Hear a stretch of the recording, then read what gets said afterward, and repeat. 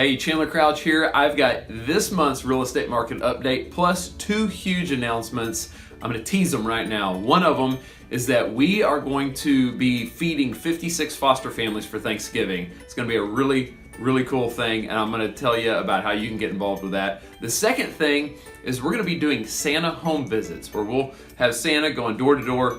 We can end up on your front door knocking, your child opens the door, and there's Santa right there. Get photos inside your house, that whole thing. It's a awesome thing. I did it a couple years ago, and I'm going to tell you about how you can virtually guarantee a spot for the Santa home visits. But first, let's go ahead and hop into this real estate market update. The first thing I always look at is the month supply of inventory. Okay, this gives you just a general idea of the trajectory of the market.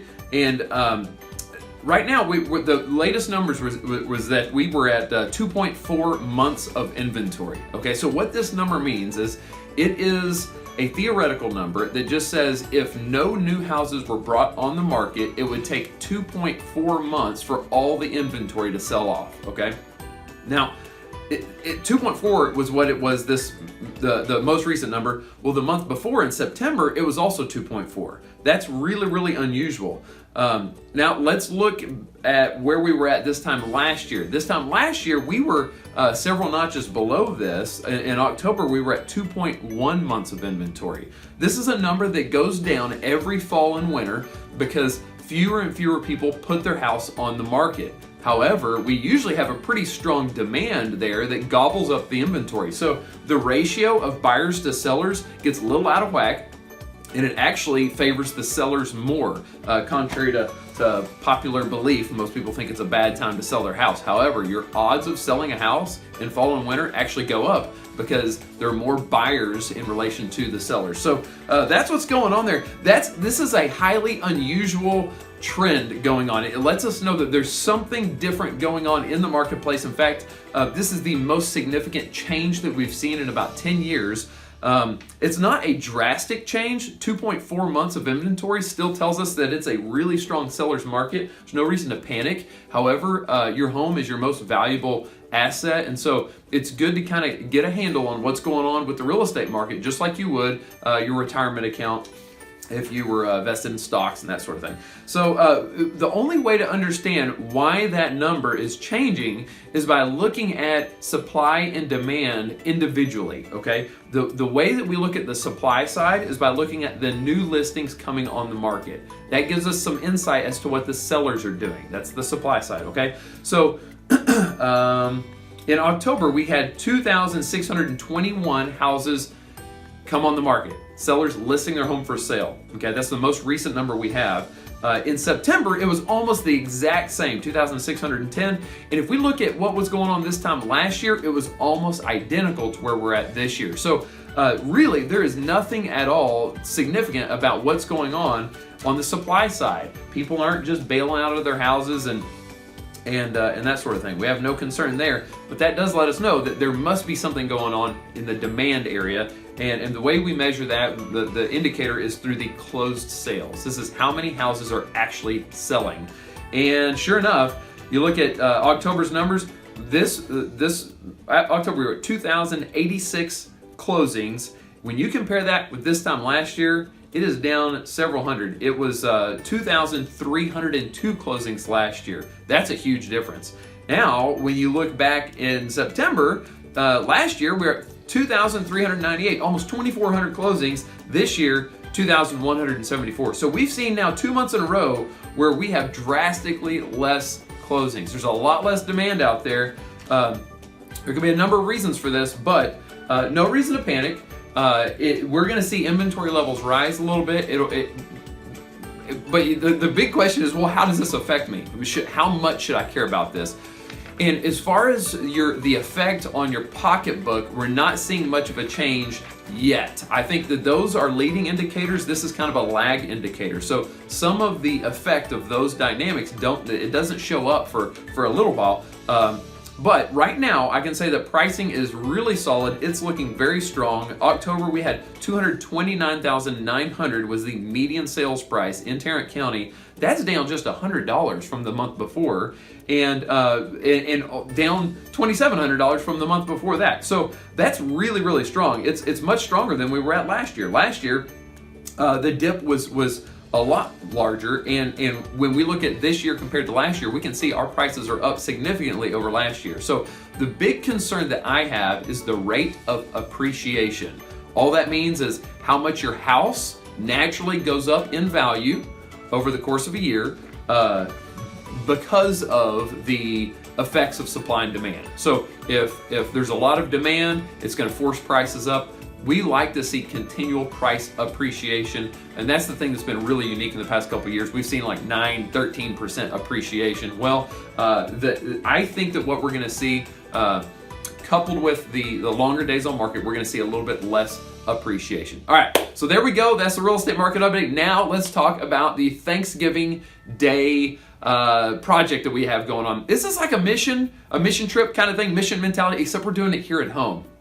I feel like people that share similar values and faith as I do, we're called to serve orphans and widows specifically, along with all sorts of other stuff, you know. But a lot of us don't have the opportunity or don't feel like we're at a place in life where we can adopt a child or be a foster family, that sort of thing. And I think that's understandable. However, what's not understandable are all the foster families out there that are taking kids in. They're not getting thanked near enough. And so that's a role that we can serve. We just want to feed families on Thanksgiving. This is an opportunity to just say thank you to those people and let them know that we appreciate them. And their job is hard, guys. Whenever they bring a child into the house, there's several issues, several challenges that they have. I mean, there's behavioral issues, but I mean, just imagine if there was a child endangerment issue where the child was removed from their home and all the stuff that goes along with that. It just runs the gamut. Or a kid that just doesn't have parents at all, and they're being transferred from house to house, and how, you know, the logistical stuff that comes with that, the behavioral stuff. The sacrifice is huge. These people need to feel the love. They need thanks. So that's what we're doing. We're going to feed 56 families this Thanksgiving. We're not just going to hand them a basket of food and say good luck. What we want to do is we want to say thank you by cooking them a meal, giving them one night out of the year they don't have to cook. And so that's what I need your help with. All right, there are 4 different ways you can help. Number 1 is, and by the way, there's a guy named CJ Wilson who's the mastermind organizer of this. He's done it several years in a row. Last year, I think he fed 80 families. We've got a backup plan for every single thing. However, the more resources we have, the better it'll be. And we need help. We seriously need help. So the biggest thing that we could use help with is if you know of a church or an organization, if your church has a kitchen that they would be willing to open up to let us come cook in, that would be fantastic. I know a lot of churches with a big kitchen have their own cooking team. If they want to supply the team to cook, that's okay too. So that's one thing. The second thing is we need cooks. If we find somebody to open up their kitchen, we would love to have cooks. Now, in the past, people have done this out of a small apartment, okay, just cooking massive amounts of meals. So we don't need anything dramatic, just a bigger space than what a maybe more than what a 2,000 square foot house would have. You know, so if you've got a large house willing to open your kitchen, that's fine too. All right, so we need kitchen, we need cooks. You don't have to be a chef. This is just a way you just turn on the oven and stir a pot. That's all we need. We'll teach you everything you need to know. The third thing that we need are people to deliver the meals. This is something that I've done in the past. It is so cool. You're going to be delivering a meal. You're going to be doing something for someone else, but I promise you, what you get out of that is going to be huge. It is an experience that you will not forget, and it's a good thing. So we need people to drive the meals.